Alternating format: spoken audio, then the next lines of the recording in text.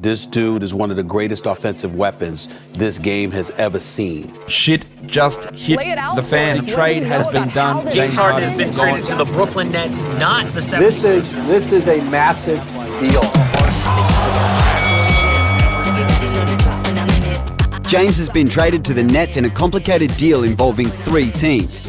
As if Kevin Durant and Kyrie Irving weren't enough of a nightmare for opposing teams, now they've added James Harden. With a buzzer beater. Are the Brooklyn Nets now the favourite to win it all? Is it enough to beat the Lakers? This Nets team will be unstoppable if KD, the Beard and Kyrie can find a way to play together. Is Kyrie going to play with anyone? The guy has disappeared. Either way, this is huge.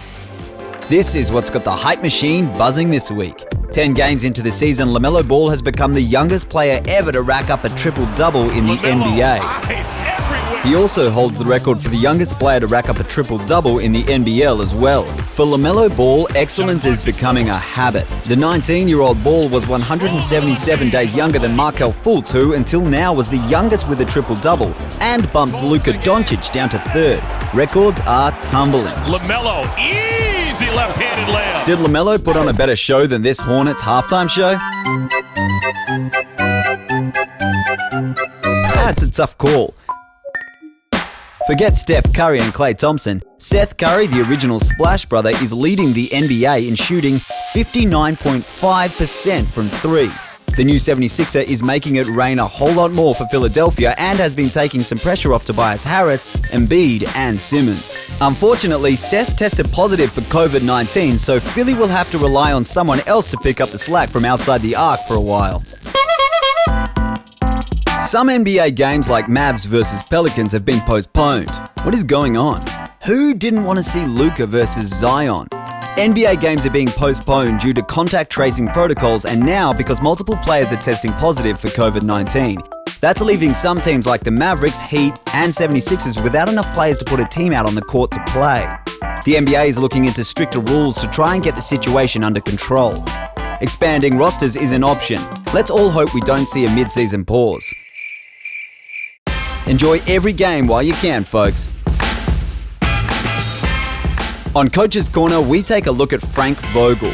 We know he's the coach of the NBA champion LA Lakers, and that's about it. Who is Frank Vogel? Frank Paul Vogel grew up in New Jersey. He appeared on the David Letterman show when he was 10 to do this. Frank's NBA career began in the Tate Room. After 5 years in a dark Boston Celtics cave, he was promoted to assistant coach. Then he shifted to the 76ers and had a stint as a scout. In 2011, when the head coach was fired, assistant coach Vogel got his first head coaching gig with the Indiana Pacers and a very young Paul George. In 5 seasons as head coach, Vogel's Pacers lost in 7 games to LeBron's stacked Miami Heat twice in consecutive Eastern Conference Finals.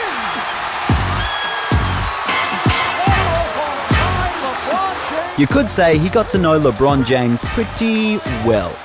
When the Lakers fired Luke Walton and Ty Lue and Monty Williams said no to the job, Frank became the unlikely head coach of a team led by LeBron James and Anthony Davis with sky-high championship expectations. Then they hired Jason Kidd as assistant coach, famous for usurping head coaches, ready to pounce when Vogel makes a mistake. No pressure. So what's got him the job? Vogel is famous for his preparation, an easygoing personality and being a good listener.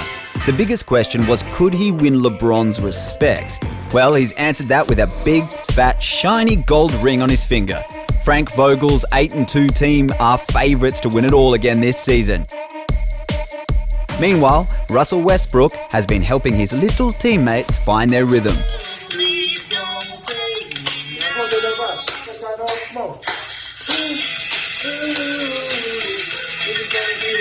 Check out all the unmissable NBA action on ESPN on Kayo.